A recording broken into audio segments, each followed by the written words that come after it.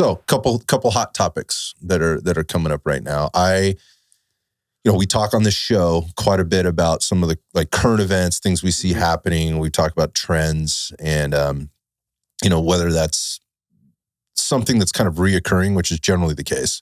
It's stuff just kind of recurs and comes back up and, it goes away for a little while and it comes back. And then when it comes back with a vengeance, which generally leads to like an emotion, which then generally leads to confusion, which keeps whatever the thing is in circulation. But somebody brought this up the other day, and we've talked about this guy before. His name's Andrew Huberman. He does the Huberman podcast. He's really well known dude, right? For those people, huge. Let's just say influencer now.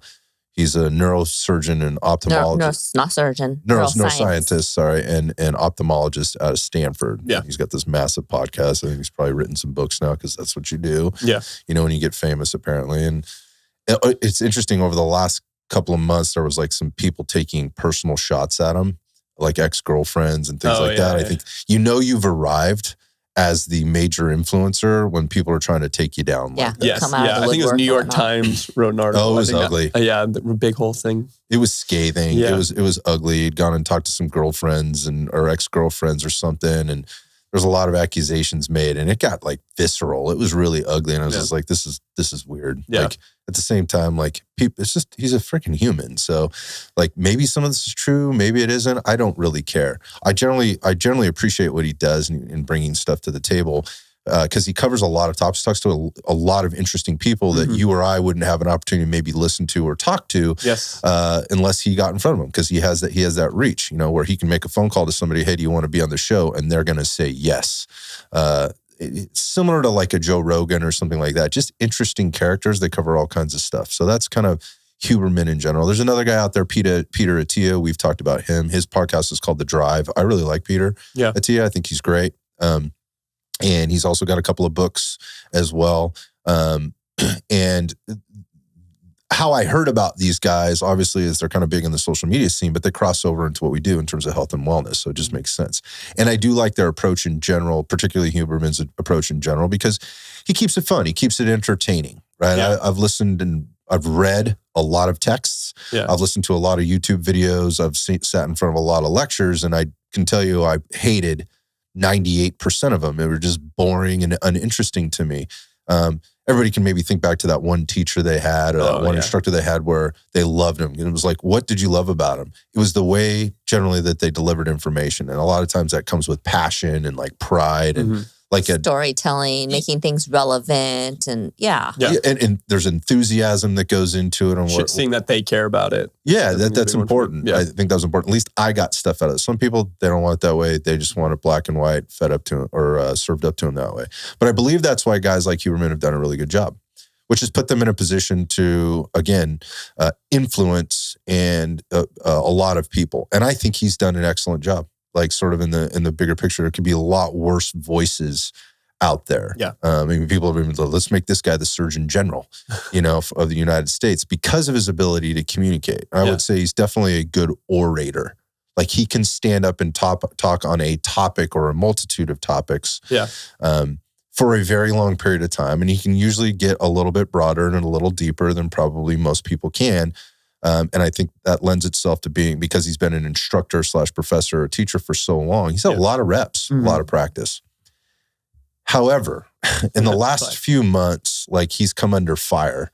And I don't want to make this about Huberman. I just want to kind of make it about kind of what's going on out there. Yeah. And I think there's some merit to some of the fire that he's taking, like the personal shit set aside. I think that's ridiculous. Yeah. But in ridiculous, I mean, like just if you got leave the personal out of it. Yeah, leave your personal shit. Just leave that out of it.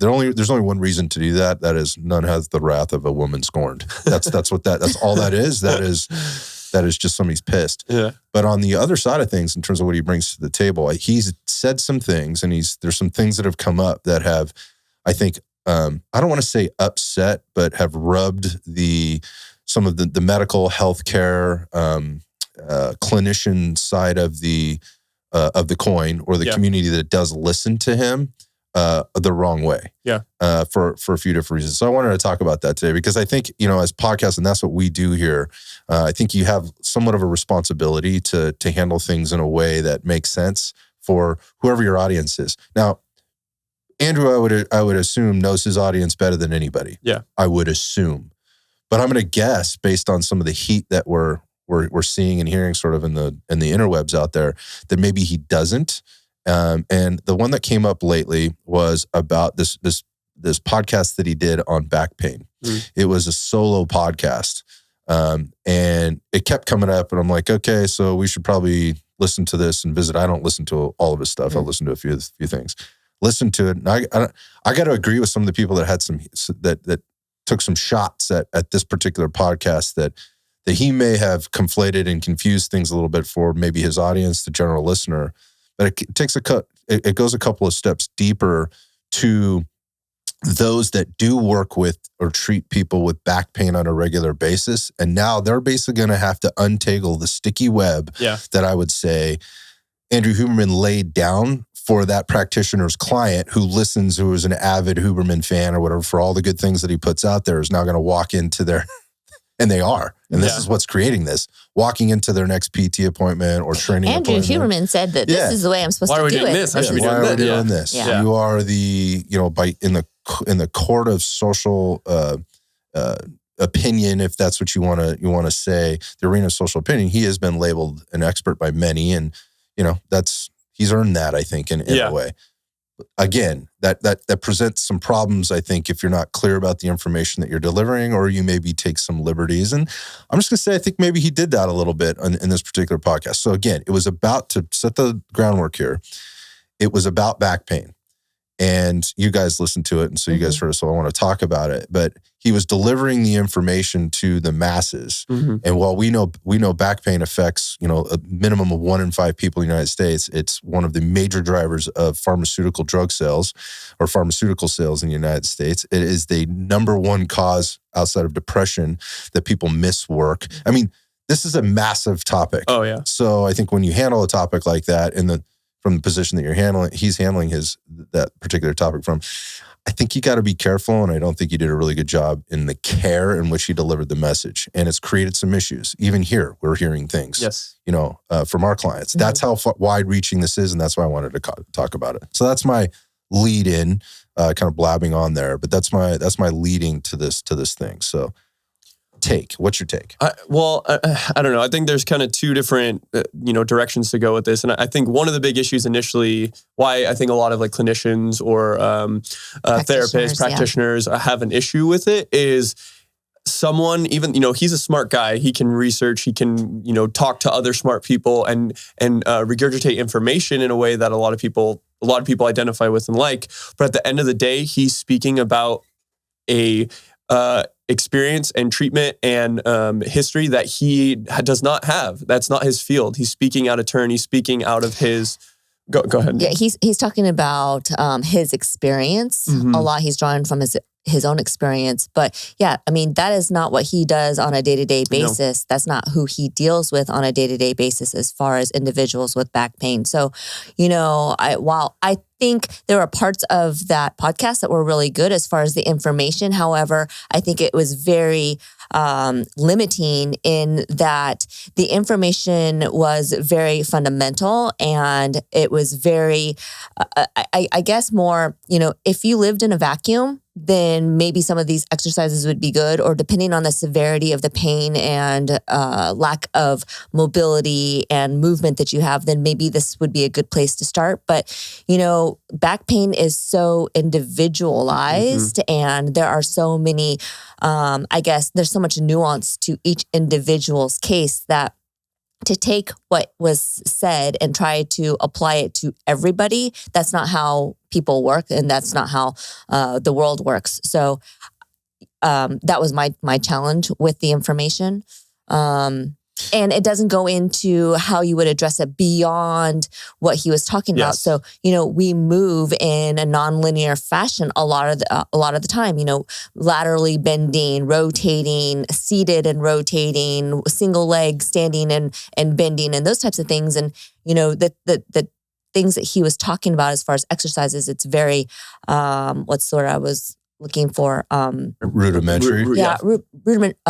But static-ish. Okay. You know? You said, like in a vacuum, the way you described it was is like if things happen in a vacuum, okay, all of this might be really great. But the fact of the matter neutral is... spine. That's the word I'm looking for. He was talking about exercises being in a neutral spine, and that's not how we always function. Yeah, but that is one way to do it, but there's many ways to do it is the point. And he was delivering this as like, this is the way. That's at least that was my impression of the way we were taking it. Well, and I think, it's not staying in his lane, but a lot of that is...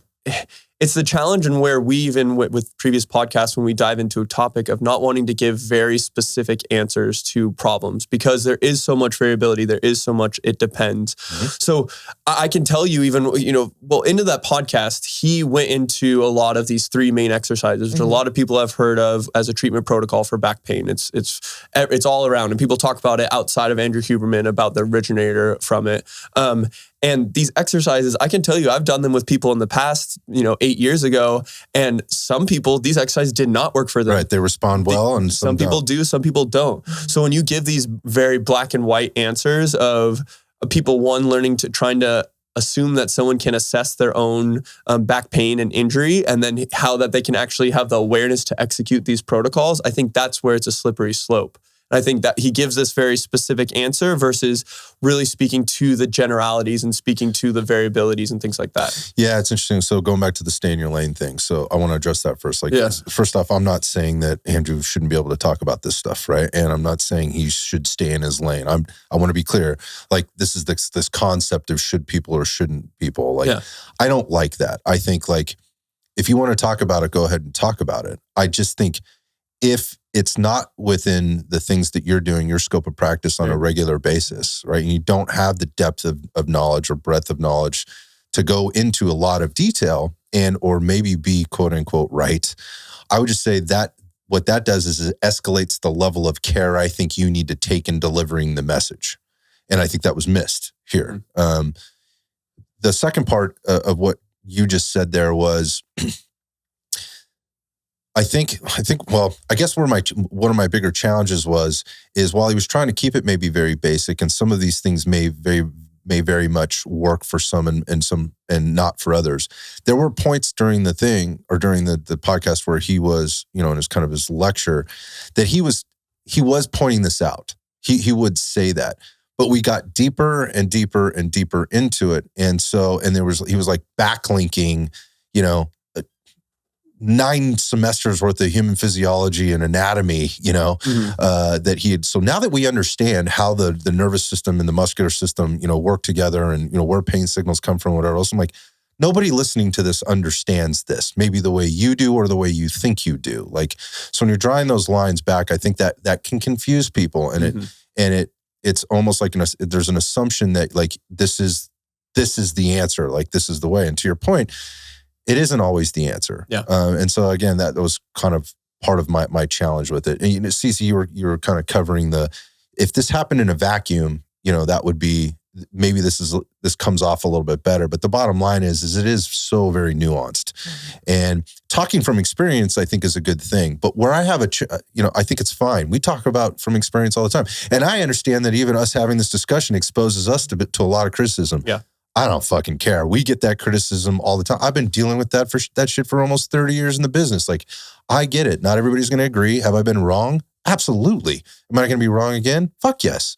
Like, I'm trying my best not to your point, in giving too many absolutes, not so that I can insulate myself from being wrong, but because I know what I don't know, and I also know what I do know. And going into things by strictly on experience, and I want to be clear about the experiences. There's a couple of different kinds here.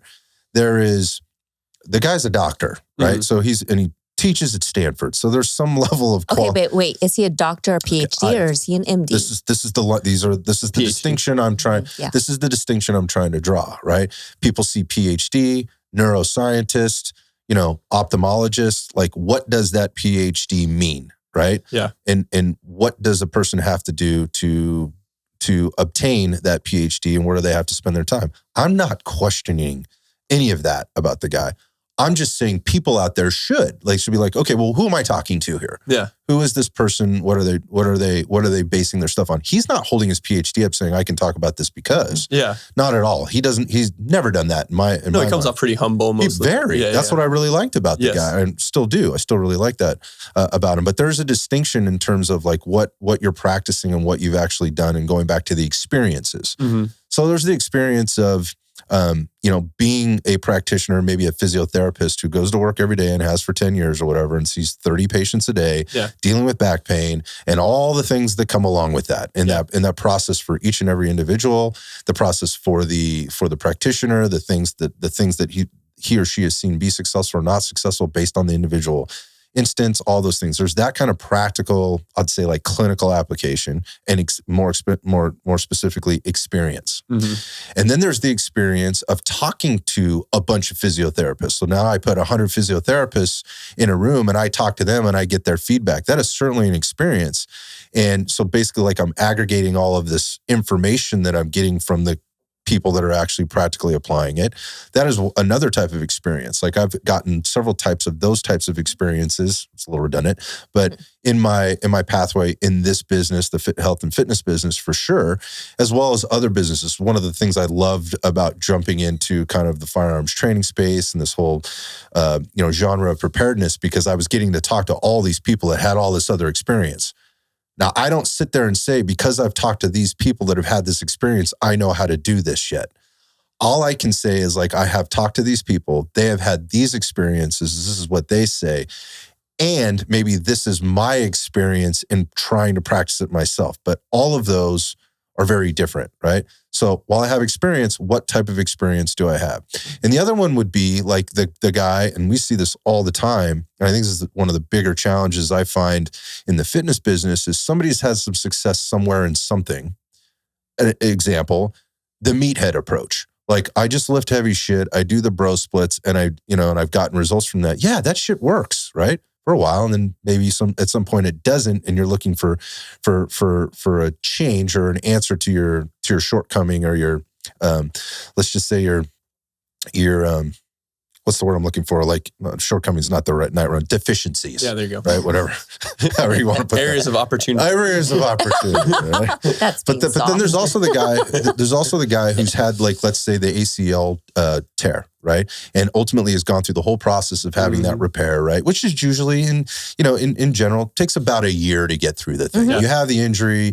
You get the assessment, you finally get the surgery, you get the therapy, you go through that, and then you're doing the exercises. And it's about like, if you're doing a really good job on a total ACL, what is it? It's maybe like 9 months. 9 to 12 months. Yeah. From start to finish. Yeah, there's variability. Right? And there's a lot of that goes into that, right? Tons of variability, right? That goes into that based on the person, the situation, the circumstance, all of those kind of things.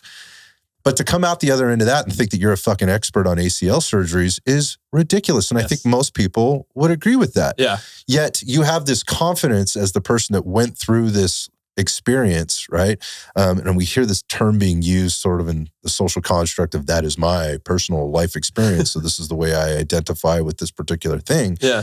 Like, I don't want to completely discount it, but at the same time, bro, that's you. That's you, yes, man. That is you. So to take your personal experience and apply that across the board as the basis for how you may give somebody instruction on how to go through their own process and treatment, and call it that, in a position where this person is now maybe taking your advice to make life decisions, I think that's a little bit of a problem. So again, that's like the based on experience piece, the staying in your lane, what makes sense, what doesn't make sense. And I think that was part of my problem with listening to this. And I could see where it's a bit of a problem for the practitioners out there that are going, dude, what some of the stuff that was saying was like, you've set us back like 10 years in terms of, 10 to 20 years in terms of helping people. And I'm like, I don't know if that's fair to say. Can you really say that? But I mean, what's your take on that? Like, in terms of what this might create in terms of challenges for those that are working in practice every day with 30 patients a day that deal with this all the time. What do you anticipate? Well, it's my frustration. I think it's a similar situation when the person gets all their nutrition advice from their MD, or something like that, where they're getting this advice from someone who, yes, has respect and recognition and some experience of their own, and then they've talked to some professionals, and so they feel qualified to give this information. But I think, we need to meld information and data and studies and all this different things, but you have to meld that with your experience as a practitioner, a treatment, a therapist. You actually had to have worked with many individuals. So I think the biggest issue, and I think we're going to see, is he doesn't have that experience, but he's very well respected, and he gives these very specific answers to these people think is a very specific problem. And I think it's also I view this a lot of the scientist versus the coach, or the person actually out in the field. And I've had frustrations with this with people who are in the industry, maybe an exercise physiologist, and they see this data in a study, or someone like him who's in the lab performing these things, and then they think it's a very specific answer to these problems, but they're not actually out in the real world being a coach and actually working with individuals on a daily basis. It's theory versus practice. Exactly, yeah. And application. Yes. And I think that's one of the challenges I have with this, because when we look at this, okay, so there is the knowledge, right, in the learning process. And you get that through various different modes, right? Like depending on where you're coming into this, what is it you're studying? And, podcasting is something, one of those things. Reading text is another one. Watching YouTube videos, is another. Going to lectures is another. Being around and listening to conversation of those who work in the space or in the field or whatever. Those are all ways to, and I think they're all good ways, and they're all very valid. They're also all very important in their own kind of ways. Yes. Right. But that's how you maybe gain some knowledge. And, there's the whole Dunning-Kruger effect, right? Of, having enough knowledge, just enough knowledge to basically get yourself into trouble, right? Before you realize what you don't know. And then there's this period of enlightenment to finally get to this point where like, now I know that I really don't know shit about shit, or whatever the line is. But you know enough to now go back and be very open to learning more about what it is that you don't know. Yes. Right? Because you actually understand that part. So I guess my point of this, that, in going down this path is you got knowledge, right? And then there's the practical application piece that is part of gaining that knowledge, right? And with that, and then going through again, like this whole learning phase, again, going back to Dunning-Kruger a little bit, there is a wisdom that ends up coming through at the end of this, right? And you could go back through that cycle a billion times, right? And each time you gain a little bit more knowledge, you get a little bit more practical application, and as a result, you gain a little bit more wisdom about, more specifically, when and when not to apply the knowledge or the application. I think that's the miss in this particular instance that we're talking about. And so the reason I want to talk about it is not just because of Huberman, but also just on the larger scale of where people are getting their information. I mean, think about the things, and this is, as people are kind of listening to this, going like, yeah, bro, I mean, this is a huge problem. This is the problem with the internet. I agree. Yeah. I mean, the internet's awesome for a lot of reasons, but it's also horrible for a lot of other ones. I mean, we look at what kind of happened with like what happened during COVID and the vaccine. And did you guys catch that, what's his name? Cuomo was on. Yeah, Cuomo was on Patrick Bet David's show, and basically backpedaling. He's taking ivermectin now. This was the guy that was he said the term dewormer. He was bad-mouthing Joe Rogan and all the things that were happening during that time. And now he's with a doctor who's prescribing it to him, who was giving it to her family, during the whole time. And he's like, no, I won't apologize for this. Like, we were given bad information. No personal responsibility whatsoever. But my point of that is we saw how wildly out of control things got because people were just taking somebody's word for it, who was then taking somebody else's word for it, or somebody was taking somebody else's word for it and repeating it as if it was fact or truth, or this is the way. When we knew, like, okay, maybe this Pfizer vaccine does work in some way, but is it the only way? No, that's not what was said. This is the way. And and then all of a sudden it got wildly out of control with like, here's all the things you're going to get from it. 1, you won't get the virus. Well, that was bullshit. Yeah. 2, you can't transmit the virus. Well, that was bullshit. And 3, you will not ever get the virus or transmit the virus, and everybody's going to be safe and fine. This will save your life. If you don't get it, you will die. All lies. Yeah. All false, right? But it got perpetuated. And it was because somebody with a piece of paper, who heard from another person with a piece of paper who happened to be an influencer who had a stage or a platform was passing this information on. And it created massive fucking problems for the end user in terms of making up their mind, and ultimately massive problems for those that, again, had gone through this whole process that I already mentioned, like I now know what I don't know, but know enough to know that what they're saying cannot be right. Like, this cannot be right. Created a huge divide. Right. Oh, man. Huge divide. So that's where we are, like the fitness industry. And again, I bring this up like because I spend a lot of time and like this is a hot topic in the firearms instruction space, right? Like just, who are you getting your information from? Vet your instructors. That is a very simplistic way of looking at it, but how do you know, right? How do you really know? And I think the more interesting thing is like not how do you know, but what questions should you be asking yourself to at least give you some insight to like, is the stuff I'm getting, is this really sound right to me? And if it doesn't, where can I go to maybe get a little bit more information? And so again, I think what happens with that is those people that are practicing this on a regular basis, whatever that thing is, this could be whatever, right? In this case, we're talking about treating people with back pain, right? Now they are going to be faced with unfucking all of this, right? Because that message reached so many people that the industry at large has tried to spend so much time educating to know, maybe how to do this better. And now it's just kind of like, again, I think things got conflated a little bit there. Sorry.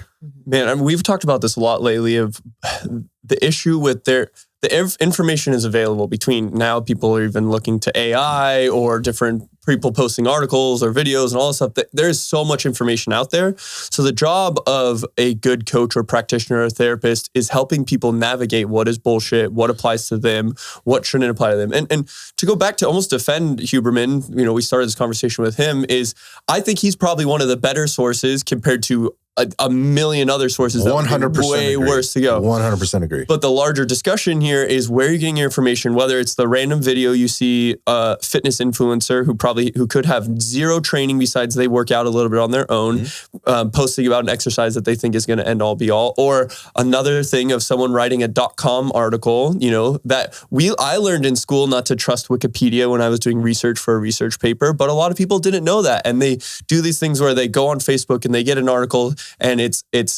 shock and awe and this information that, oh, this is the thing that causes this, or this is the thing that I shouldn't be reading, or this is the thing that I shouldn't be doing. This is the thing that's the key to my better health. And that's where this age of information is honestly, it's almost more frustrating, more challenging for me on my side of things versus being a coach 20, 30 years ago where there wasn't as much information just constantly that you have to sift through. Right. So that's where this discussion with Huberman of, it's not that all the information was bad. And like you said, there was some that was good. There wasn't wrong. This one applies, but for people now, they're going to feel empowered, which is good to feel empowered as an individual, but you might almost feel too empowered at this point to go and assess yourself and do these exercises, which I can tell you, even though he gives a description of exercises, a lot of people are going to go try those exercises and they'll probably still execute it wrong. And they'll execute it very wrong, which you're going to say, hey, maybe that thing is lighting up your issue. But this is what I should do. I'm in extreme back pain. Why are these exercises not working for me? Yeah, because maybe you are applying the right exercise. You're just not executing it properly. Exactly. And that is now become an issue and you won't know that.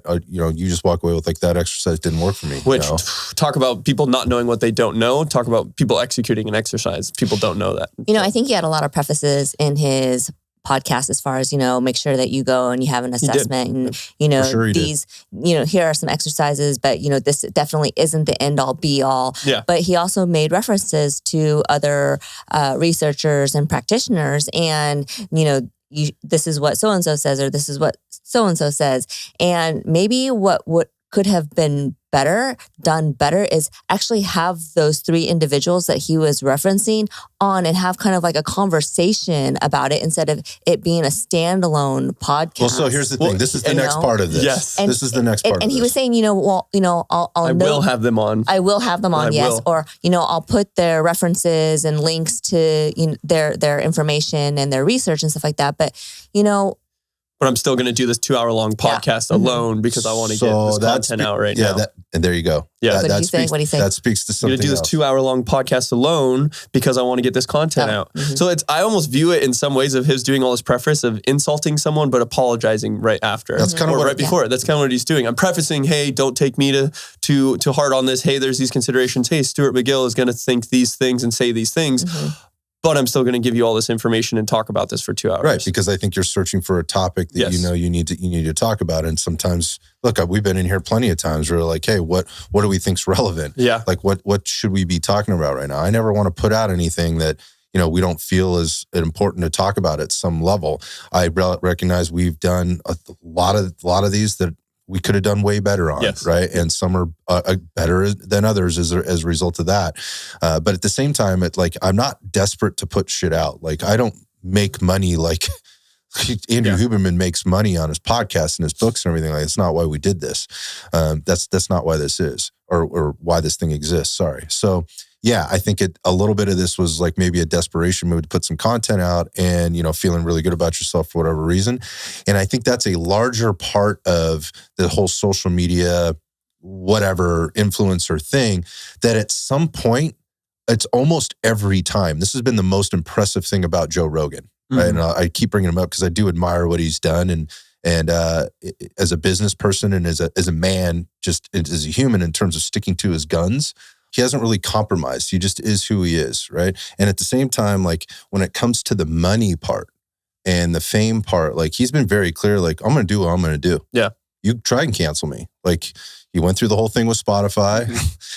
He went through the whole thing with Apple, iTunes, podcasts, all that stuff. Like he stuck to his guns. And as a result, no matter what the case was, like the guy hasn't been canceled. And there's really, like you either like Joe or you don't like Joe, right? That's just kind of what it is. I really don't think there's any in between on him.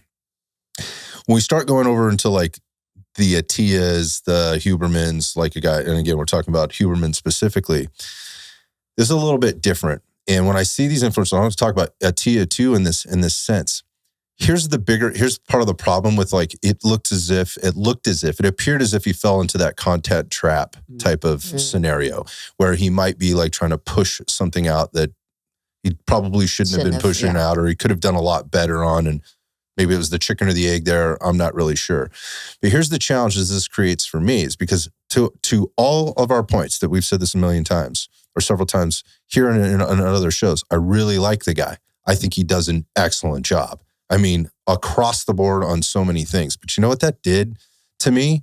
And I think what it does to, again, clearly a lot of clinicians out there, I think I was disappointed is what it comes down to. I was disappointed in the way he delivered that message because I don't think he handled it with a lot of care.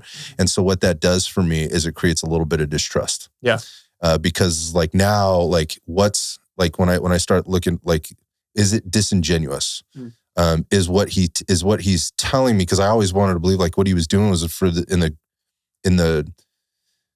with respect to his audience, like I'm trying to deliver them the best information with what I have available to me, and I've done all this because he clearly puts a lot of time, research, and effort into putting this content out. Like to me, it was just like, dude, I think you blew this one, and it looks like you kind of fucked it off. Yeah, if I'm being honest. And there almost might have been like a little bit of like ego in there and stuff like that, which I'm fine with. Like ego's fine. But to me, there was a little bit of disingenuousness to it. And I think that creates a little bit of trust issues. And I don't want to go into listening to guys like that going, what do I got to watch out for on this one? Yeah. And I think, again, that's now something that a clinician and a patient are going to have to deal with.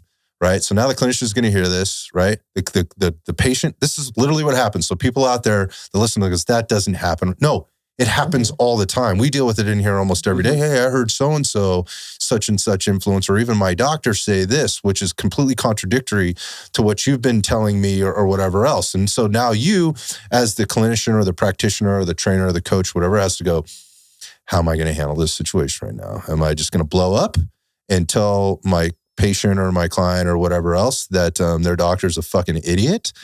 Because that's probably not the most professional way to handle this, no matter what might be thinking. The other part of it is like, well, that's what they think they heard let me try and understand maybe what they did here or what the context of all of this was.